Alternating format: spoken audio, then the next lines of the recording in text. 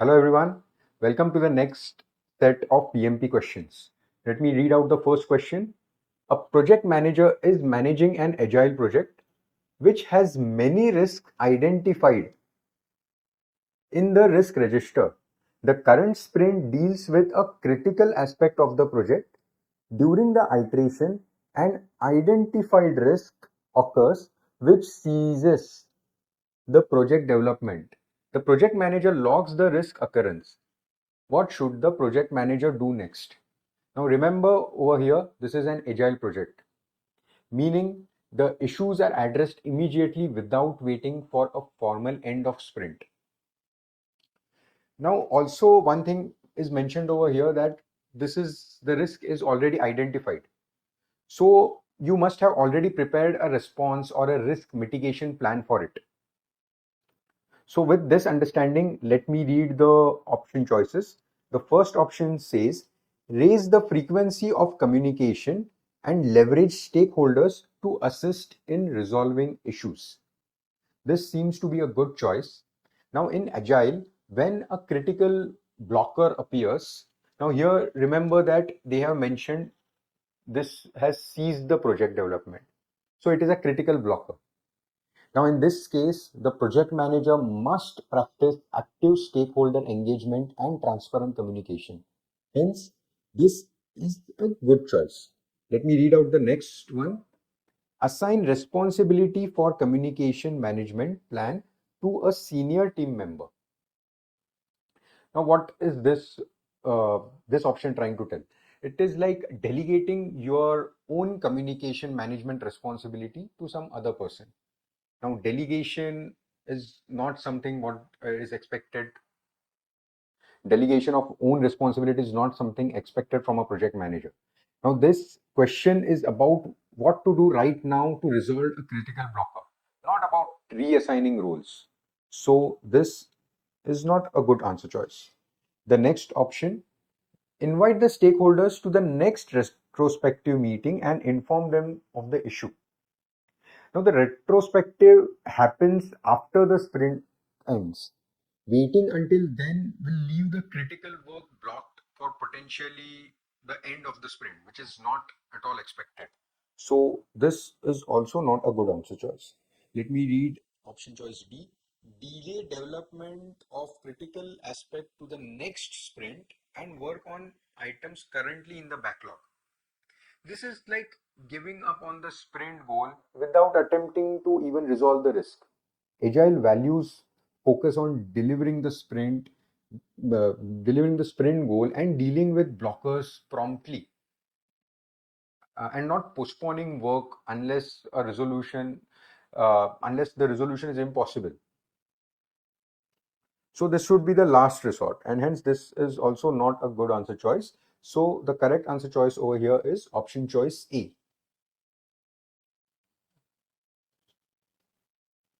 So let's move to the next question. Now, question number 2 says a project manager recently joined a new organization. The project sponsor is a subject matter expert or SME and wants to manage scope by delivering in smaller increments and changing the scope based on feedback. Now, let me break down this question. A project manager joins a new organization. The sponsor wants smaller incremental deliveries and wants to change the scope based on feedback. So, the key points here are incremental deliveries and delivering in small pieces. So, let me read the answer choices. Option choice A is Scrum. Now, Scrum is an agile framework that divides work into short cycles and deliver usable increments frequently and quickly adapts to the feedback from the stakeholders or the customers after each sprint. This is exactly what the scenario describes, and hence this is a good answer choice. Let me also read the next ones. Then the option choice B is waterfall. Now, waterfall is sequential. It is rigid. It is a rigid approach where requirements are gathered upfront and each phase is completed before moving to the next one. It does not support changing scope or incremental delivery. So this is not a good choice. Then option choice C says Kanban. Again, this is incorrect because Kanban is not specifically designed for delivering in fixed small increments or sprints. It is great for ongoing work and managing queue. Let me read the last answer choice, which is predictive. Again, predictive is another word for waterfall. Scope is fixed, changes are controlled through change management process, not flexible nor adaptive. So this is not a correct answer choice. So we are left with Scrum. It is the right answer choice. So let me move to the next question, question number 3. In the process of initiating an advanced analytics platform to enhance data-driven decision making across its various functions, an organization is integrating a solution that is new to its technological landscape. It is new to its technological landscape. What should the project manager emphasize? Okay. So this question presents a scenario where a company is starting a project to integrate advanced analytics platform, which is both new and sophisticated, to boost data-driven decision functions.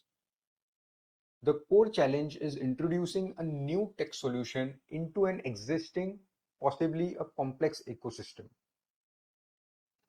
So let me read the answer choices. The first answer choice A says evaluation of the platform's compatibility with legacy data systems and users' adaptability. Now, this can be a good answer choice. During the initiation of a new advanced platform, it is always crucial to ensure the system can work with existing data infrastructure so that data flows are not broken and key business operations are not disrupted. User adaptability is also another key. Will users be able to work? Will they not be able to work? If not, adoption will fail regardless of technical features. So this is it. So this can be a good answer choice. Let me also read option choice B. Precise need analysis within key business sectors to ensure the platform meets specific objectives. Now, needs analysis is essential, but the initial focus is on validating technical and organizational fit, not redetermining needs. So this is not supposed to be a good choice. Let me read out option choice C. Broad consultations on future proofing the platform against evolving data analysis technology. Now, future proofing is an important long term consideration, but it is technically a secondary concern at the point of initial integration. So again, this is not a good answer choice. Let me read the last one. Streamlining cross-functional workflows to minimize disruption during the platform's implementation. Now, workflow adjustments are crucial once actual integration or migration is underway, but they follow after confirming that the new platform fits within the existing system and is usable. So again, this is not a good answer choice. So the correct one is option choice A.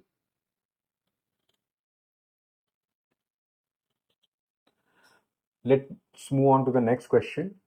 So question 4 says, during the initiation phase of an environmental conservation project, the project manager learns that a key funding agency requires preliminary environmental impact assessment before releasing additional funds.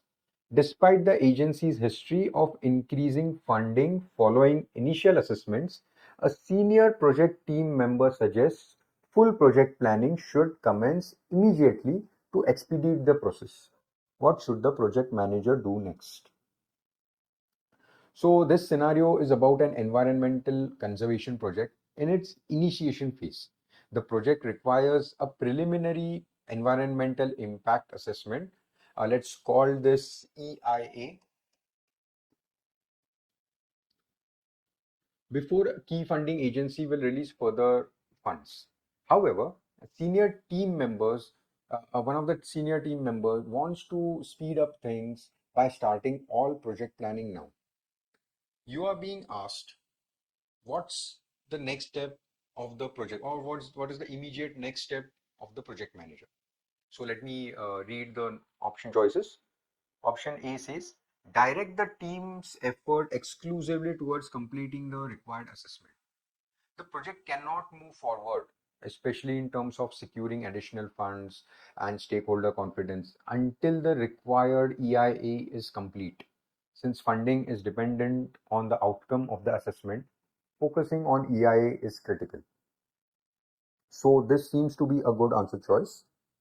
Let me also read the next one, the next answer choice. Consult the project organization guidelines. Consulting guidelines can be helpful, but it doesn't directly address the immediate critical dependency. Completing the EIA to unlock funding and proceed responsibility is something that is required. So again, this is not a good choice. Then let me read option choice C. Proceed with drafting a comprehensive project plan to cover all phases, including post-assessment activities. Now, making a full project plan now is premature and also it is risky. Without the EIA results, your risk planning activities may need major revisions or could even be infeasible if assessment uncovers significant issues. So this is not supposed to be a good answer choice. Then finally, last one, align with the senior team members' suggestion and initiate a detailed planning for subsequent project stages. And this is similar to option C and ignores the prerequisites set by the funding agency. The project can't move ahead until the EIA assessment is complete because it is a condition for getting more money. Simple. The best thing for the project manager to do is focus only on the assessment right now. So, option choice A is the correct answer. Let's move to the fifth question. In leading a complex software development project with team members spread across diverse geographic locations, the project manager seeks strategies to enhance team cohesion and ensure project effectiveness. What action should the project manager take? So this scenario involves a complex software development project where the team is distributed across different geographic locations. The project manager wants practical ways to enhance team cohesion and ensure the project runs effectively despite of these challenges. So let me read the first option. Have members meet in one time zone to ensure everyone can attend. Forcing everyone into a single time zone is rarely feasible. Remember, they have mentioned it is diverse geographic locations. So it can lead to burnout, dissatisfaction, and it is not recommended by remote work best practices. So, not a good answer choice. Then, option choice B, organize intermittent gatherings for collaborative problem solving and team integration exercises. Now, regular team gatherings, either virtual or when possible in person, targets both collaborative and problem solving and also team bonding. These events help build trust, boost communication, create a shared context, and offset isolation that remote work can bring. So it looks like a good answer choice. So let me keep this aside. Then option choice C says initiate a buddy system pairing remote team members to foster a cross-regional collaboration and knowledge sharing. A buddy system can promote peer support and cross regional learning, but on its own, it is not comprehensive as regular team-wide gatherings. So, not a good answer choice. Finally, option choice D. Utilize a flexible working schedule allowing team members to choose their work hours.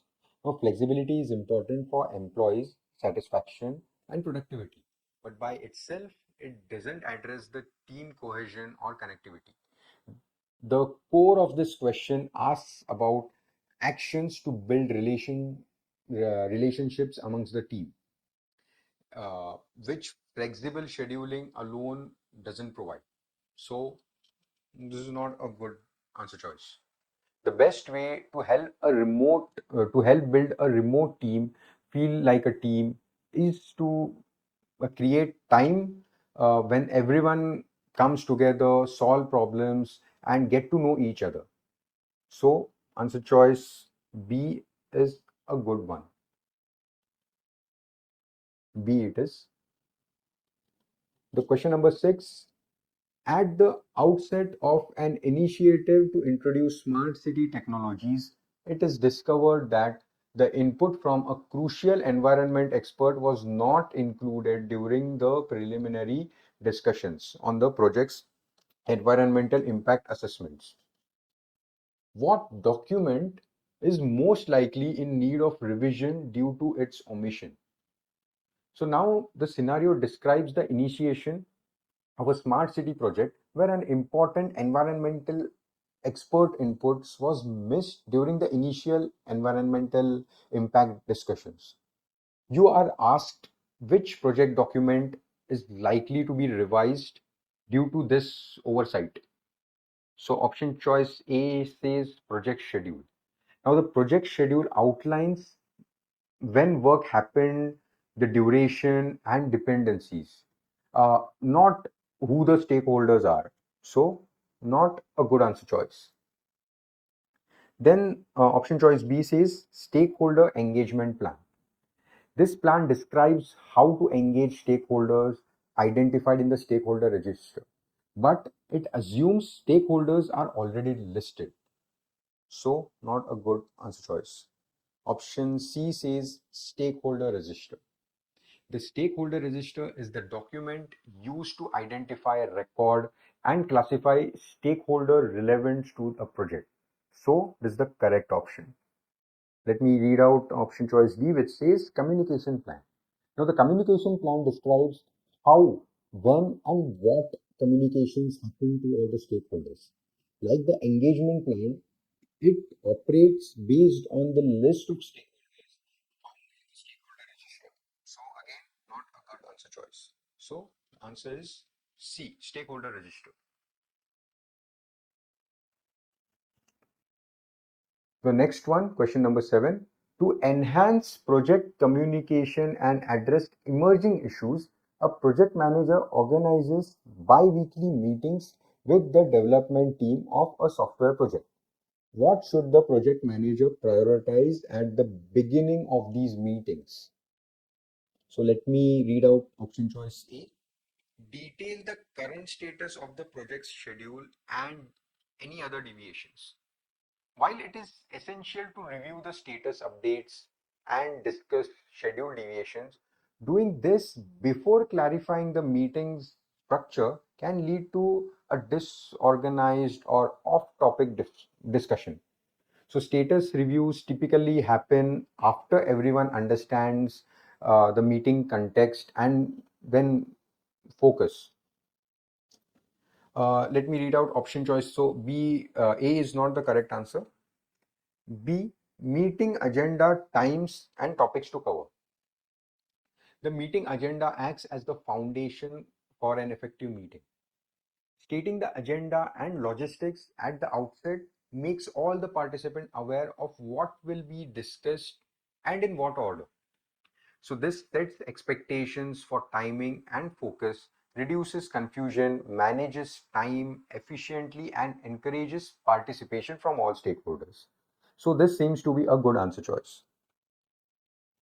Let me read out answer choice C. Re-evaluate the project scope in light of recent developments. Scope re-evaluation is a major activity, generally done only when there are indicators of significant change, not as a default starting action in routine meetings. Repeatedly starting with this could derail other planned topics or create unnecessary scope and anxiety. So, not a good one. Option choice D, gather feedback for a continuous improvement process. Collecting feedback is important for improvement, but it is more effective as a closing activity. So again, this is not a good answer choice. So we are left with option choice B, which is the correct answer. Let's move on to question number 8. A project is delayed due to resource availability, which puts the project budget at risk. Which document should the project manager use to review and update resources? So let me read the option choices. Requirement, option choice A says requirements feasibility matrix. So this tracks the relationship between requirements and project deliverables, not used for managing resources. Not a good choice. Then option choice B says work breakdown structure. Now this breaks the project into smaller components or deliverables, shows what needs to be done, but does not show who or what resources are assigned. So again, this is not a correct answer choice. Option choice C, resource breakdown structure. Resource breakdown structure is a hierarchical representation of resources by category and type. It should be revisited throughout the project to adjust for any changes in the resource needs. So this seems to be a correct answer choice. Let me read option choice D, responsibility assignment matrix. Now the purpose of responsibility assignment matrix, it links work packages with responsible individuals. For example, this is an example of the Rasi chart. So not a good answer choice. So we are left with option choice C, which is the correct answer. Then let's move ahead to question number 9. A project manager learns that a functional manager is assigning a 2-week task in another project to a team member. Loss of this resource for 2 weeks will jeopardize the project schedule. What should the project manager do? So what is the real issue over here? Resource conflict in a matrix organization. The resource is shared and there is no absolute authority. You must negotiate. So option choice A says review the resource management plan to determine how to negotiate with the functional manager. The resource management plan is used to help determine how the resources are categorized, allocated, managed, and released. So this will provide guidance as to how the project manager can negotiate with the resources, with the reporting manager of the resource. So this seems to be a proactive and a process-based action. So it's a good choice. Let's keep this aside. Let me read option choice B. Submit a change request to Change Control Board (CCB) to obtain a replacement resource from another department. CCB reviews and approves all project change requests, not the resource management. So, not a good answer choice. Then option choice C, meet with the project sponsor to discuss the priority levels of the two projects. Meeting the project sponsor is an escalation that could be avoided. Sponsors are usually approached after all other avenues have been tried. So, not a good answer choice. Then the final answer choice says assign another team member to perform the work of the team member who will be missing for 2 weeks. Assigning another member would incur some kind of cost. This is reactive. This is a reactive approach, and you might not be solving the core problem. You are just kind of patching it. So, incorrect. So, option choice A is the correct one. Finally, question number 10. A project manager identifies conflicts among local and virtual team members. Understanding of the deliverables. How can the project manager resolve these conflicts? Let's read option choice A. Ask the project sponsor to meet with the team. Now, this is an escalation, which is not the very first step. PMI recommends resolving conflicts within the team first. Definitely not a correct answer choice. Option choice B says by collaborating with team members to address the conflicts. Collaboration allows for clarification of misunderstandings regarding deliverables across all team types. So it is a good one. It is a good answer choice. Yes, let's keep this aside. Option choice C says host a mediation session that brings a degree of satisfaction to all team members. This refers to compromising. It's not a win-win situation or a partial win situation. It may not address the root cause, just offers some kind of temporary relief. So not a good answer choice. Finally, option choice D, by emphasizing areas of agreement rather than areas of difference. This is what is called as smoothing or accommodating, which avoids conflict instead of solving it. It can be useful in short term, but won't resolve confusion over deliverables. So not a good answer choice. So here option choice B is the correct one. B it is. So thank you for this session. Let's see you in the next set of questions. Thank you.